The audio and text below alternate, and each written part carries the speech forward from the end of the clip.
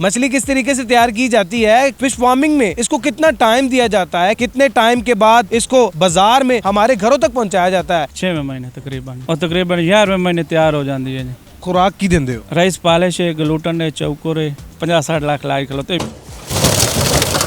Fish farm पर इस time मौजूद हूँ। पीछे आप देख सकते हैं कि मछली निकाली भी हुई है उन्होंने, और उसके अलावा उसकी तैयारी भी की जा रही है। साथ ही साथ तैयारी करके उसको तोल के जो है वो लोड भी किया जा रहा है। ये सारा कुछ किस तरीके से किया जाता है, सारा प्रोसेस दिखाएंगे, लेकिन सारी इन्फॉर्मेशन लेंगे। अगर आप भी ये कारोबार करना चाहते हैं तो किस तरीके से कर सकते हैं, हयात साहब से जानते हैं।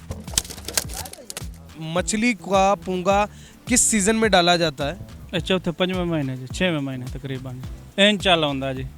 1 इंच जितना होता है। हाँ जी। और तकरीबन इसको 6ठे महीने में डाल दिया जाता हाँ हाँ जी। है।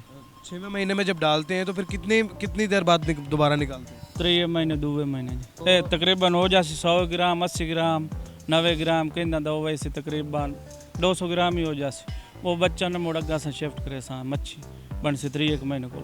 तो फिर दूसरी साइड पर जब शिफ्ट करते हैं तो फिर उसको कितना टाइम लगता है बड़ी मछली बनने में? और तकरीबन 11वें महीने तैयार हो जाती है जी। मतलब इसको टोटल प्रोसेस जो है तकरीबन 9 से 10 महीने का लगता हाँ जी। है। 1 इंची के पुंगे से लेके बड़ी मछली तक तकरीबन 9 से 10 महीने लग जाते हैं। हुण भी पाया है? नहीं, पूंगा है बच्चा खलोता जी, ये नर्सरी खलोती है।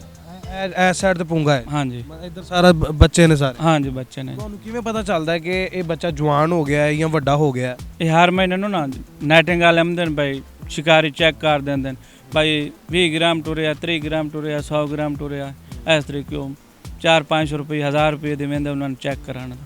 तो बीमारी ਦਾ ਕਿਵੇਂ ਪਤਾ ਚੱਲਦਾ ਹੈ? ਬਿਮਾਰੀ ਦਾ ਮਰਨ ਪਾ ਜਾਂਦੇ ਨੇ ਦਾਣੇ, ਭਾਈ ਪੇਟ ਬੰਦ ਹੋ ਗਿਆ, ਕਬਜ਼ ਹੋ ਗਈ, ਇਸ ਤਰੀਕੇ ਜੀ। ਅੱਛਾ। ਉਹ ਡਾਕਟਰ ਨੂੰ ਨਾ ਜਾਂ ਡਾਕਟਰ ਲਿਖ ਕੇ ਦੇ ਦਿੰਦਾ ਦਵਾਈ, ਜਾਂ ਸਾਪ ਨਾ ਭਾਈ ਜਿਵੇਂ ਹੀ ਹੁੰਦਾ ਹੈ ਜੀ, ਡਾਕਟਰ ਕੋਲ ਪਹੁੰਚ ਦਵਾਈ ਦੇ ਸਾਂ ਓਕੇ ਹੋ ਜਾਸੇ ਜੀ। ਅੱਛਾ, ਇਹਨਾਂ ਦੀ ਖੁਰਾਕ ਕੀ ਹੈ? ਇਹਨਾਂ ਨੂੰ ਖੁਰਾਕ ਕੀ ਦਿੰਦੇ ਹੋ? ਰਾਈਸ ਪਾਲਿਸ਼ ਹੈ, ਗਲੂਟਨ ਹੈ, ਚੌਕੋਰੇ, ਮਕਾਈ ਹੈ। ਰਾਈਸ ਪਾਲਿਸ਼ ਕੀ ਹੁੰਦਾ? ਉਹ ਚਾਵਲ ਦੀ ਹੁੰਦੀ ਹੈ ਜੀ, ਲੱਥੀ ਹੋ ਜਿਹੜਾ ਉੱਤੇ ਪਾਊਡਰ ਲੈਂਦੇ ਨੇ ਚਾਵਲਾਂ ਦਾ ਜੀ। ਤੇ ਉਹ ਉਹ ਪਾਉਂਦੇ ਹੋ? ਉਹ ਚੋਖਰ ਹੋਰ ਗਲੂਟਨ। ਗਲੂਟਨ ਕੀ ਹੈ? ਉਹ ਮਕਾਈ ਦੀ ਨਾ ਬਣੀ ਹੋਈ ਹੁੰਦੀ ਹੈ ਜੀ ਗਲੂਟਨ, ਉਹ ਮਿਲਦੀ ਹੈ ਫੈਸਲਾਬਾਦੂ, ਉਹ ਤੋਂ ਆਉਂਦੀ ਹੈ ਇੱਥੇ ਪੈਣੇ, ਉਹ ਹੀ ਅੱਛੀ ਖੁਰਾਕ ਹੈ, ਸਾਰੀ ਅੱਛੀ ਚੀਜ਼ ਪਾਉਂਦੀ ਹੈ। ਤੇ ਇੱਕ ਹੋਰ ਚੀਜ਼ ਦੱਸੋ, ਇਸ ਟਾਈਮ ਤੁਹਾਡੇ ਕੋਲ ਕਿਹੜਾ ਕਿਹੜਾ ਪੂੰਗਾ ਹੈ, ਕਿਹੜੀ ਕਿਹੜੀ ਮੱਛਲੀ ਹੈ? ਸਾਡੇ ਕੋਲ ਰਹੂ ਹੈ, ਥੈਲਾ ਹੈ ਬਸ। ਥੈਲਾ ਕੀ ਚੀਜ਼ ਹੈ ਔਰ ਰੋਹ ਕੀ ਚੀਜ਼ ਹੈ? ਰੋਹ 'ਚ ਤੇ ਥੈਲੇ 'ਚ ਫਰਕ ਕੀ ਹੈ? ਥੈਲਾ ਨਾ ਜੀ ਉਹ ਤਕਰੀਬਨ ਕਿੱਲੇ ਤੋਂ 100 ਅਸਾਂ ਪੈਣੇ ਆ ਜੀ। ਅੱਛਾ। ਤੇ ਜਿਹੜਾ ਰਹੂ ਹੈ ਕਿੱਲੇ ਤੋਂ 900-1000 ਪੈਂਦੇ ਨੇ ਜੀ। ਥੈਲਾ ਕਿੱਲੇ, ਇੱਕ ਕਿੱਲੇ ਦੇ ਵਿੱਚ 100 ਮੱਛਲੀ ਪਾਉਂਦੇ ਹੋ? 1000 ਦਾਣਾ ਪੈਣੇ। ਅੱਛਾ, 1000 ਦਾਣਾ ਪਾਉਂਦੇ ਹੋ। ਹਾਂਜੀ। ਤੇ ਜਿਹੜਾ ਰੋਹ ਹੈ ਉਹ ਕਿੰਨਾ ਪਾਉਂਦੇ ਹੋ? ਉਹ 900 ਪੈਣੇ। अच्छा, अगर कोई फिश फार्म शुरू करना चाहे तो उसको कितना रकबा होना चाहिए? छोटे तो छोटा अगर शुरू करना चाहे तो 4-5 किले हो जाए। 4-5 किले? हाँ जी। 4-5 किले ਦੇ ਵਿੱਚ ਕਿੰਨਾ ਕੰਮ ਕਰ ਲੇਗਾ ਉਹ? ਤਕਰੀਬਨ 3000 ਦਾਣਾ ਛੋੜ ਸਕਦਾ ਜੀ। 4-5 ਕਿਲੇ 'ਚ? हाँ जी, 4 किले। 3000 ਦਾਣਾ मतलब 2 किलो ਦਾ ਦਾਣਾ ਹੋਏਗਾ कम से कम? खैर परवेश करे तो हो जाए 2 किलो का दाना, 1.5 किलो, 2 किलो, सवा। ਇਸ ਟਾਈਮ ਤੁਹਾਡੇ ਕੋਲ ਆਪਣੀ ਜ਼ਾਤੀ ਜ਼ਮੀਨ ਕਿੰਨੀ ਹੈ? ਕਿੰਨੇ ਫਾਰਮ ਨੇ ਤੁਹਾਡੇ? मेरे को ना अद्धा मुरब्बा है जी, ठेका है मेरा, अपनी ज़मीन नहीं है, मैं ठेकेदार हाँ जी। ਅੱਛਾ, ਅੱਧੇ ਮੁਰੱਬੇ ਦੇ ਵਿੱਚ ਸਾਰਾ ਕੀਤਾ ਹੋਇਆ? 2.5 किले का नर्सरी बनी हुई है छोटे बच्चे वास्ते, 10 किले का बड़ा फार्म है। 10 किले ਦਾ ਵੱਡਾ ਫਾਰਮ? हाँ जी। ਤੇ ਮਾਸ਼ਾਅੱਲਾ ਕਿੰਨਾ ਕਮਾ ਲੈਂਦੇ ਹੋ? ऐसे भाई पैसा ही बड़ा लगता। ਕਿੰਨਾ ਪੈਸਾ ਲੱਗ ਜਾਂਦਾ? ये तो जुआ है जी। ਜੂਆ ਹੈ? हाँ जी। ਇਹ ਕਾਰੋਬਾਰ ਹੈ ਯਾਰ, ਜੂਆ ਕਿਸ ਤਰ੍ਹਾਂ ਹੈ? ਹੁਣ ਤਕਰੀਬਨ 50-60 ਲੱਖ ਲਾਇ ਕਿਲੋ ਤੇ ਵਿਕਸੀ ਤੇ ਤਾਂ ਹੀ ਪਤਾ ਲੱਗ ਸੀ ਪਾਣੀ ਵਿੱਚ। ਇਹ ਕਾਰੋਬਾਰ ਨੁਕਸਾਨदेह नहीं है वैसे? नहीं, नुकसान नहीं है, नफेदार है। अगर कोई कारोबार करना चाहे तो ਉਹਨੂੰ ਕਰਨਾ ਚਾਹੀਦਾ ਹੈ। हाँ जी, करना चाहिए। ਇਸ ਤਰੀਕੇ ਨਾਲ ਤੁਹਾਡੇ ਜਾਲ ਲਾ ਕੇ ਲੜਕੇ ਕੱਢ ਰਹੇ ਨੇ ਵਿੱਚੋਂ ਮੱਛਲੀ, ਤੇ ਬਾਜ਼ ਦਫਾ ਸੱਪ ਸਪੋਲੀਆ ਵੀ ਆ ਜਾਂਦਾ ਹੈਗਾ? ਸੱਪ ਹੀ ਆ ਜਾਂਦਾ। ਸੱਪ ਕਿਸ ਤਰ੍ਹਾਂ ਆ ਜਾਂਦੇ ਨੇ? ਉਹ ਵਿੱਚ ਇੱਥੇ ਰਾਹ ਵੰਦੇ ਨੇ ਸੱਪ।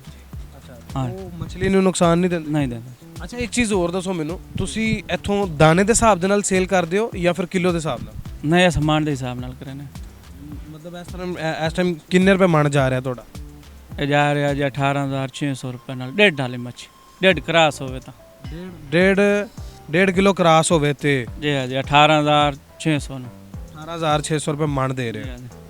ਤੇ 18600 रुपये मन, मतलब अगर 1.5 किलो से बड़ा दाना हो तो? हाँ जी, 1.5 किलो तकरीबन 50 ग्राम होते हुए ना, 1500 ग्राम तो रखते, 50 ग्राम होवे ना जी, ਉਹ ਤਕਰੀਬਨ ਡੇਢੇ ਗਿਣਿਆ ਜਾਂਦਾ। ਉਹਦੇ ਵਿੱਚ 10-15 ਗ੍ਰਾਮ ਹੀ ਘਟ ਜਾਵੇ ਡੇਢੇ ਚੋਂ, ਉਹ ਸਭ ਚ ਗਿਣਿਆ ਵੈਸੇ। ਉਹ ਫਿਰ ਕਿੰਨੇ ਦਾ ਜਾਏਗਾ? ਉਹ ਮੁੜ 1000 ਤੱਲੇ ਦੇ ਉੱਤੇ ਕੈਟੇਗਰੀ ਹੁੰਦੀ, 1000 रुपये जी।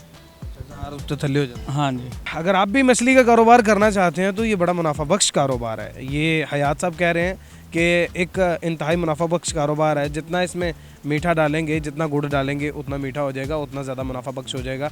अगर आप भी ये कारोबार करना चाह रहे हैं, अगर आपके पास भी ज़मीन है तो ज़रूर कीजिए। मज़ीद वीडियोस देखने के लिए जुड़े रहिए उर्दू पॉइंट के साथ। अपने मेज़बान जैन बाबू को दीजिए इजाज़त, देखते रहिए उर्दू पॉइंट। अल्लाह निगहबान।